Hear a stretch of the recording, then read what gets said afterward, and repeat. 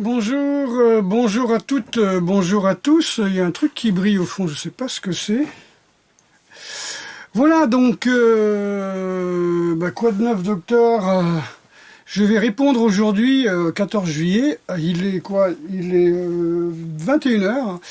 Et je vais répondre à vos questions. C'est ce qu'on appelle un QSP, c'est-à-dire les questions souvent posées. Et comme vous savez, quand je fais mes livres, je suis très pointu sur le fait de prouver ce que je dis. Alors, je dis pas qu'il y a beaucoup d'imposteurs sur le net, mais quand même, voilà, je me fais un devoir de toujours prouver ce que je dis. Donc, les premières questions, d'abord, comme j'ai expliqué, je ne suis pas un exégète ni un philologue, mais je m'intéresse à tout et depuis longtemps. Évidemment, on me pose des questions sur beaucoup de choses et ça étonne beaucoup de gens que je parle de plein de choses différentes. Mais voilà, ça c'est un petit peu l'histoire de ma vie. Alors, on m'a demandé des conseils... Des conseils. Voilà. Si j'avais des conseils à donner, qu'est-ce que ce serait? On me pose souvent cette question. Si j'avais des conseils à donner aux jeunes d'aujourd'hui, par exemple, ou aux plus vieux, hein, mais bon, si j'avais des conseils, si j'avais un seul conseil à donner, qu'est-ce que ce serait? En fin de compte, c'est de ne pas rester constamment dans sa zone de confort. En sachant que le confort tel que l'on a nous tue. C'est-à-dire qu'au début du XXe siècle, je suis un homme du XXe siècle, donc au début du XXe siècle, il y avait beaucoup de maladies, il y avait un manque d'hygiène, les gens travaillaient dans la mine, ils étaient dans des maisons souvent avec des soubassements, il n'y avait pas beaucoup d'ouverture, il n'y avait pas d'électricité, ils s'éclairaient à la bougie, il y avait un chauffage au charbon, voire à plus tard au fioul. Donc les murs étaient pleins de crasse et tout, ils avaient énormément de maladies pulmonaires. Donc voilà, donc l'hygiène a sauvé beaucoup de vies. Ok, on garde l'hygiène, mais après téléphone portable, on ne marche plus. Tu vois, moi à mon époque, pourtant je parle de 167-68, quand j'allais à l'école, pas au lycée mais au collège, 90% des gens venaient en bus, tu vois.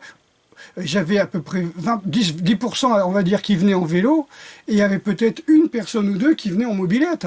Maintenant, quand je vais sur les trucs, tout le monde vient en mobilette, en scooter, tu vois, ou emmené par maman, etc. Mais pour moi, c'est une aberration. Les gens ne marchent plus. Quand j'étais à l'école, donc la petite école, on va dire, quand j'avais 5-6 ans, on va dire, je faisais 1 kilomètre à pied, hiver comme été, pour aller à l'école du village. Mais c'est quoi cette histoire? Mon père me disait, voilà, tu prends des marrons chauds, quoi, t'en fais chauffer des marrons, tu les mets dans ta poche. Et lui, il me disait, moi, j'y allais dans la neige avec des sabots, et on mettait de la paille dans les sabots. Tu vois, donc... vous voyez ce que je veux dire? Je dis pas qu'il faut retourner à ça, mais l'excès de confort, et surtout sur la longue durée, nous tue. On dit tout ce qui nous tue pas nous renforce, mais tout ce qui nous renforce pas nous tue. Voilà, vous y croyez pas, regardez l'état de nos gamins actuels, des sucreries, des téléphones, des McDo, des pizzas, des kebabs, tout ça c'est pas de la nourriture ça les amis, c'est pas de la nourriture. Enfin, encore une fois, vous faites ce que vous voulez. Si j'ai un conseil à donner, c'est sortez de votre zone de confort. Ok, vous mangez vos trucs, vos merdes, vos saloperies innommables, c'est pas un problème pour moi, je m'en fous. Mais au moins une journée, 2 journées par semaine, vous jeûnez totalement. C'est-à-dire, vous passez une journée, c'est-à-dire une nuit, évidemment, sans dormir, pardon, vous n'êtes pas des ninjas, donc, une journée sans manger, la nuit, vous ne mangez pas, et le lendemain, vous ne mangez pas, et le soir, vous mangez. En gros, vous avez fait 2 nuits, en gros, et 2 jours sans manger. Voilà. Au moins, une fois de temps en temps. Si c'est une fois par semaine, c'est encore mieux. Si vous arrivez à jeûner, comme j'ai fait pendant des années le week-end, et je vous garantis que j'étais sec, hein, je vous mettrai des photos. J'étais vraiment sec à l'époque. Voilà. Moi, j'ai jamais cherché, par exemple, à devenir obèse. J'ai jamais cherché à impressionner, quoi. Tu vois, moi, si je faisais la force, la muscu, c'est parce que j'aimais soulever des poids, parce que quand j'étais gamin, j'étais squelettique. C'est surtout ça, quoi. Et encore une fois, je faisais la préparation physique et du renforcement musculaire dans le but de gagner mes compétitions en karaté, en boxe américaine. Donc, c'était pas du tout pour comment on peut dire, c'était pas du tout pour la frime, quoi, tu vois, c'était pas du tout pour dire, regardez-moi les gonzesses, tu vois. Et pourtant, dans les années 80, c'était la mode, hein, des mecs costauds. C'était pas des barbus hipsters sur leur trottinette, avec des tatouages de marteaux de Thor, parce qu'ils ont vu la série Viking. Non, c'était des vrais mecs encore dans les années 80. Voilà, donc mon conseil, ce serait de sortir de sa zone de confort, pas le faire tout le temps, hein, c'est pas, faut faire attention à la fuite, ce qu'on appelle une fuite en avant. Non, non, vraiment régulièrement, si vous voulez. Hein. Moi, j'aime pas ce qui est régulier, toi. J'aime pas toujours. Ça y est, c'est terminé. Moi, j'ai à 65 ans, je vais pas m'amuser à suivre des plans rigides, etc. Non, non. Mais au moins une fois, 2 fois par semaine, voilà, vous mangez pas ou vous mangez moins. Voilà, allez, au minimum faire des jeûnes intermittents, c'est-à-dire vous mangez pas de la journée, vous mangez uniquement un repas le soir 2 fois par semaine, et croyez-moi, ça peut vous sortir de pas mal de saloperies, pas mal de merde. C'est pas moi qui le dis. Voilà, et puis par exemple, avoir une activité physique, hein, bien sûr, évidemment, hein, que ça soit la musculation, le renforcement musculaire. Je parle pas de la musculation pour devenir costaud. Hein. C'est-à-dire bodybuilder. Ça, c'est bien, mais voilà, vous aurez toujours des types qui sont beaucoup plus costauds que vous, qui sont nés avec on va dire un patrimoine génétique exceptionnel, et qui vont quand même se foutre des saloperies dans le sang pour pouvoir être encore plus gros. À la grenouille et le bœuf, hein, vous connaissez. Donc, deuxième question que j'avais notée... parler de sagesse. Si je veux parler de sagesse, tu sais, la sagesse, elle change selon les époques, et ça c'est très bien. Moi, ce que j'avais bien aimé, par exemple, dans le bouddhisme, c'est que le bouddhisme, c'est pas une religion, c'est la pratique de la méditation pour arriver à trouver la paix. Voilà. La sagesse, c'est pour moi trouver la paix. Et quand vous trouvez la paix, vous observez le monde en dehors de l'émotionnel. Et dès moments où vous observez le monde en dehors de l'émotionnel, vous n'êtes pas dans la souffrance. L'origine de la souffrance, d'après Bouddha, c'est justement voir les choses à travers des verres de couleur. Tu vois. Par exemple, je dis, tu vois tout le monde en violet, le monde, il n'est pas violet. T'enlèves le rouge, hop, tu vois tout le monde en bleu. Mais le monde, il n'est pas bleu, hop, t'enlèves le bleu, et voilà. Donc, une fois que tu as trouvé la paix par la méditation, ton corps, enfin, ton esprit se dit, voilà, mon état naturel, c'est la paix. Voilà. C'est là. Sinon, tu seras tout le temps dans l'attachement, tout le temps dans... Toi, t'as un bébé, mais tu voudrais pas qu'il grandisse. T'as un chat, mais tu voudrais jamais qu'il meure, y compris tes enfants. Il t'arrive des choses, eh ben, t'es pas content. On peut pas être content de tout ce qui nous arrive. Mais bon, si les choses arrivent, il y a certainement une raison. Donc, quelque part... les choses arrivent et tu refuses ce qui est. Donc tu te réfugies dans le passé, dans le futur, dans « oh, il n'y aurait pas dû avoir ça, j'aurais préféré qu'il y ait ça ». Donc tu dis non au moment présent et souvent tu fais des fuites avec des drogues et des alcools et ça c'est pas terrible, quoi. Tu vas dissoudre ton cerveau, tu vas devenir parano. Qu'est-ce que j'avais parlé? Oui, donc faut pas refuser le moment présent. Puis l'attachement, on est attaché à des choses fixes alors que tout évolue. S'il y a une chose importante à voir dans le bouddhisme, que le bouddhisme, il n'y a pas grand-chose, hein, je veux dire, c'est simplement comprendre que ta souffrance, ça vient de l'attachement, et que l'attachement aussi bien à la vie, à la jeunesse éternelle, à l'argent, tout ce que tu veux, et puis le refus de l'évolution, hein, puisque il y a deux grands on va dire, principes dans le bouddhisme, c'est que tout évolue, c'est-à-dire tout change constamment, évolue ou pas. Il peut aussi dégringoler, hein. Ça, c'est la loi de l'anthropisme. Tu vois, donc tout ce qui est aggloméré un jour ou l'autre va redevenir du sable. Par exemple, cette histoire de rochers, de granit et tout, un jour ça sera du sable. Tu vois, et après tu peux en faire du béton, hop, donc ça se revient aggloméré quelque part. Donc tout ce qui existe un jour va changer, quoi. Tout ce qui a un début a une fin. La famille, les amis, la vie sur Terre, etc. Ça, le refus de l'évolution est une très grande souffrance. Parce que tout change. Tout change constamment. Donc la loi du changement perpétuel. Ensuite, c'est l'interdépendance. Tout le monde dépend de tout le monde. Une pensée actuelle peut influencer sur quelqu'un à des kilomètres. Je ne peux pas vous l'expliquer, c'est la physique quantique, mais déjà, on va dire, Siddhartha, déjà parlait de ça. Hein. Celui qu'on a appelé le Bouddha, il parlait de ça. Bouddha, ça veut dire l'éveillé, hein. Ça veut dire c'est celui qui a compris. Voilà. Il vit dans la lumière du moment présent, donc il ne souffre pas. Donc voilà. Ensuite, que dire de plus ? en parlant de ça, voilà, c'est ça, on fait le compte. Il faut accepter ce qui est. Quand je vous ai parlé dans une vidéo hier, les gens qui me parlent de survivalisme en disant je vous apprends à devenir indépendant. Non, les survivalistes sont pas indépendants. Si demain il y a une canicule où il fait 60 degrés ou 50 degrés, eh ben ils vont crever, comme tout le monde.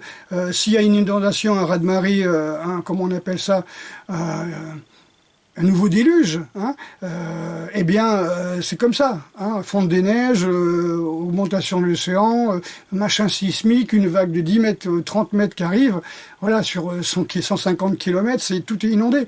Donc, quelque part, même le mec qui est au fond de son abri anti-atomique avec ses conserves de pêche melba et de cassoulet, il va crever comme les autres. Donc on est dépendant. Par contre, chercher à être autonome, c'est bien.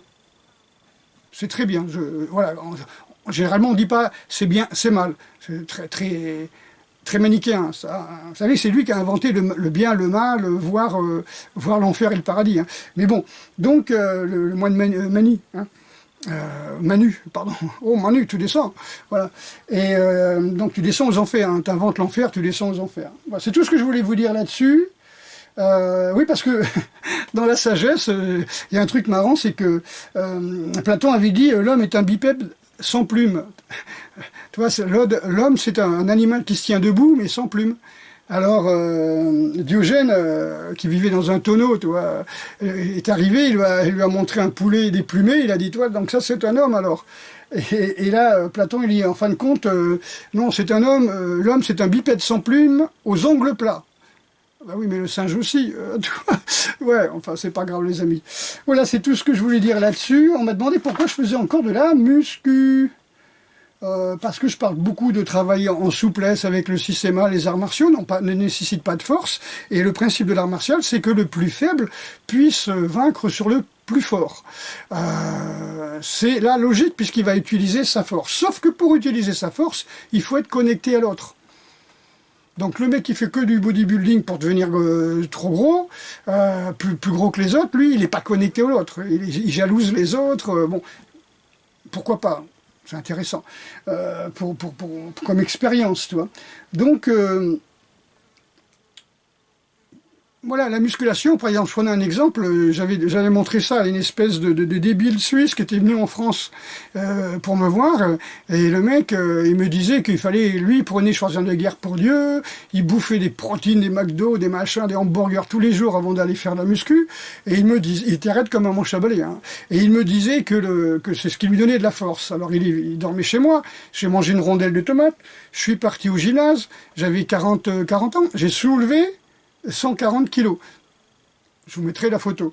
Donc, et je lui dis, toi, c'est ma rondelle de tomate qui m'a permis, hein, c'est l'énergie qu'il y a dans la rondelle de tomate. Et encore, je vous dis que je n'étais pas entraîné à faire ça. Je suis pas quelqu'un qui, à 20 ans, a dit, tiens, je vais m'amuser à soulever très lourd.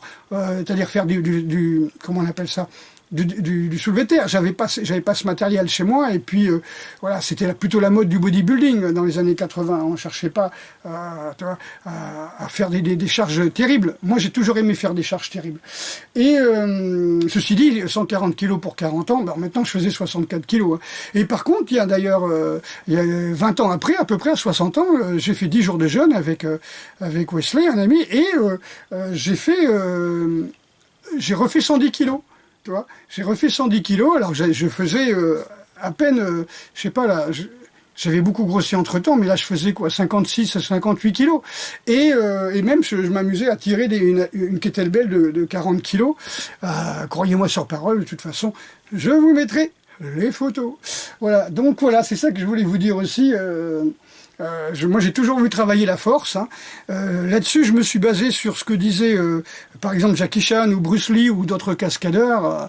En gros, si tu perds la force de tes avant-bras, hein, j'ai fait une vidéo là-dessus. Hein, je sais pas si je l'ai remise sur ma nouvelle page YouTube, ma nouvelle chaîne YouTube. Mais j'ai fait une vidéo durant le confinement pour vous expliquer comment durcir les avant-bras. Parce que si tu perds tes avant-bras, tu perds toute ton énergie. J'ai expliqué, par exemple, les gens qui sont un peu défoncés ou un peu bourrés ou même les main de cuite, où ils prennent des médocs, par exemple, ils n'arrivent plus à tenir un objet dans les mains, ils n'ont plus de patates. Un enfant qui n'arrive plus à se tenir sur les mains, si vous le prenez, un bébé, vous lui tendez les doigts, vous le soulevez, il s'accroche, quoi. C'est extraordinaire la force qu'il a. Moi, le fils Ariabko, un jour, il m'a chopé le doigt, c'était un bébé, hein. Il m'a chopé le doigt, il voulait plus me lâcher, j'ai cru qu'il allait me broyer. Je parle pas de Danil, hein, je parle du fils de Danil, Ryabko, à Moscou, vraiment, j'ai cru qu'il allait me broyer, quoi. Tu vois, c'est une force extraordinaire. À un moment, il m'a mordu le pouce. Wow. Je rigolais, mais bon, voilà, quoi. Le lendemain, je prenais l'avion, j'avais besoin de mon pouce. Ouais, donc j'ai toujours travaillé ce qu'on appelle PPRM, hein, préparation physique, renforcement musculaire, et j'avais même fait fabriquer par un ami la machine de Bruce Lee, hein, pour se renforcer les mains. Et pareil, hein, je vous mettrai la photo, c'est vraiment intéressant. Autre photo... Oh les amis, avant que je vous parle de ça, hier je suis allé dans un magasin bio, je remercie Christopher d'ailleurs de m'avoir ramené, c'était vraiment à tomber par terre, quoi. J'ai trouvé un...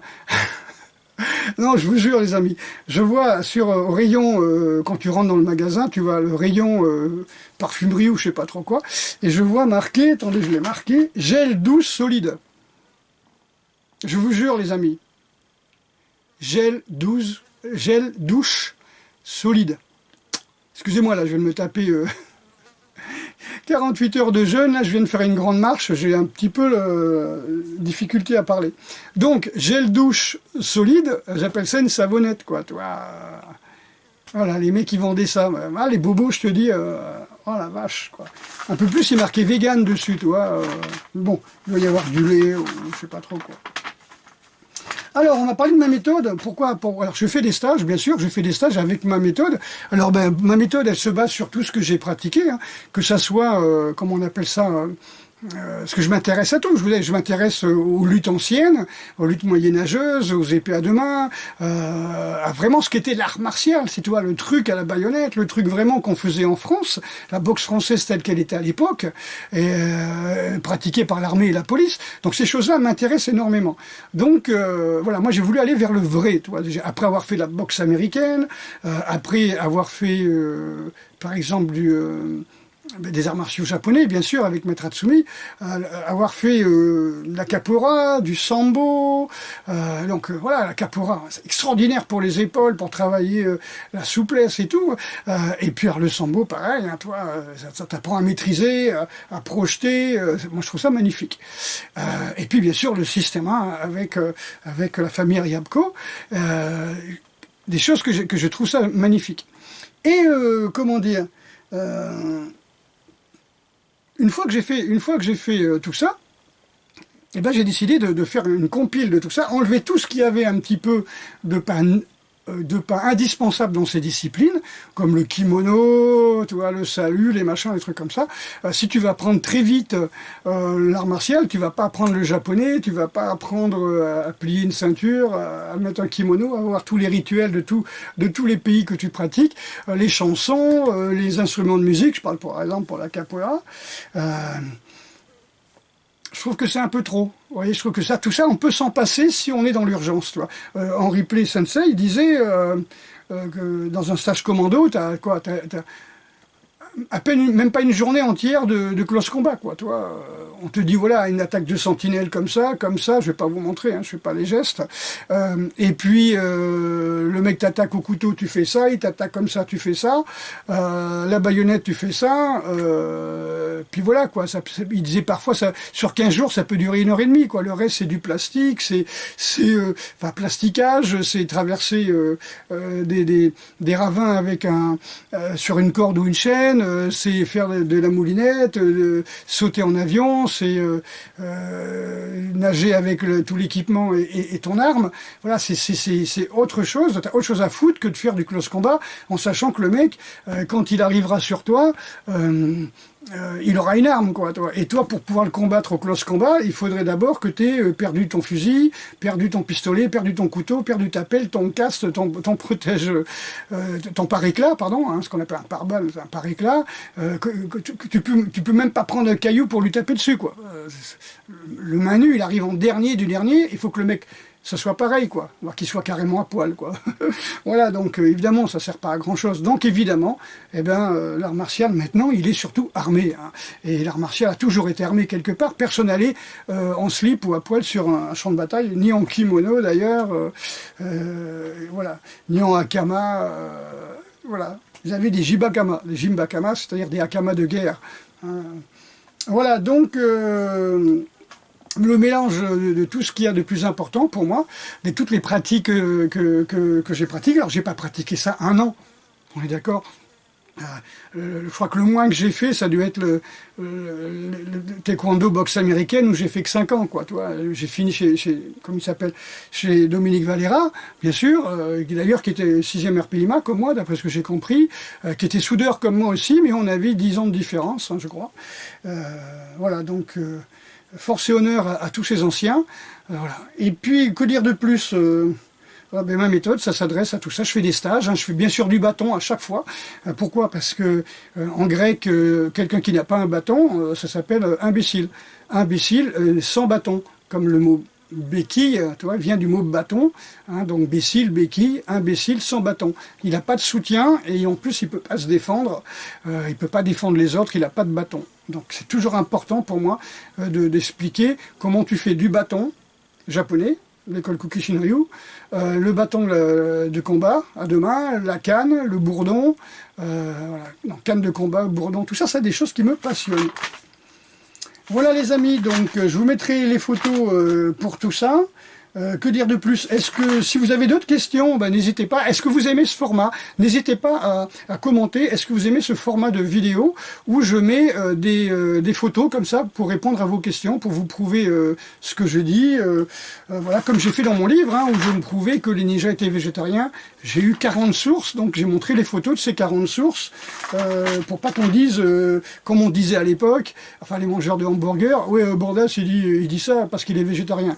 Non, les ninjas étaient végétariens, c'est pas moi qui le dis, c'est 40 sources japonaises et des gens qui font des recherches. Donc oui, j'ai été au Japon, j'ai fait beaucoup de recherches, j'ai même fait une conférence à l'université de Mie avec un stage, donc merci au professeur Yamada, merci à Guillaume qui m'a fait pénétrer dans, on va dire, dans l'antre de cette université de Mie pour faire Aigawa no, la patrie des ninjas, devant les descendants des anciens ninjas, l'histoire des arts martiaux européens, hein, voilà, et m'ont montré la self-défense par ces arts martiaux-là. Voilà, donc... tout ça, je peux le prouver. J'ai étudié au Japon, donc pour essayer de bien comprendre comment les gens se battaient au sabre. J'ai même été utiliser des habits vraiment traditionnels pour savoir comment les samouraïs et les guerriers se battaient, parce que c'est bien de se battre en hakama sur un tatami avec un sabre en bois, mais on n'est pas dehors, on n'a pas des chaussures en paille, on n'a pas tous ces kimonos, parce qu'il n'y en a pas qu'un, quoi, tu vois. Un kimono, plus un surkimono, plus un hakama, plus un aori, c'est énorme, les amis. Donc, voilà, j'ai étudié ça sur place, ça m'a fait vraiment plaisir. Quoi dire de plus? Voilà, je continue à étudier tout ça, je continue à me passionner pour ça, et je continue à faire des stages tous les week-ends, vendredi, samedi, dimanche, lundi, comme ça, pendant une période de 4 jours. Je profite qu'on fait une compte à Saintes, il y a énormément de festivals cette année, il y a des jeux pour les enfants, l'océan est à une demi-heure. Bon voilà, donc je profite pour dire aux gens, voilà, vous venez, je fais des stages. L'après-midi pendant 4 heures, voire 5 heures, dans les bois, à l'ombre, tranquillou. Et voilà, vous n'avez pas besoin d'emmener quoi que ce soit, une tenue pour aller dans les bois, qui soit pas de couleur agressive, hein, pas de cette couleur-là, hein, toute couleur sombre, comme on peut dire, couleur neutre, couleur comme un treillis militaire, hein, des trucs comme ça, mais ne prenez pas de treillis, les amis, je veux dire, de couleur camouflée, ou couleur verte, ou couleur marron, ou couleur noire, mais voilà, pas de costume ninja de film, avec la cagoule et le kimono noir, ça sert strictement à rien, on va à l'essentiel, les amis. Hein, comme disait Musashi, votre tenue, votre pensée, votre attitude naturelle doit être votre attitude de combat. Et votre attitude de combat doit être votre attitude naturelle. Lui se battait, par exemple, en hakama ou jimbakama. en duel parce que c'était sa tenue de tous les jours. Et encore, quand on combat en duel, on retire le kimono et on le met dans la ceinture. On retire le hakama, pardon, et on le met dans sa ceinture. Voilà les amis, gros bisous et puis je vous dis à très bientôt. N'hésitez pas à faire des commentaires, poser des questions.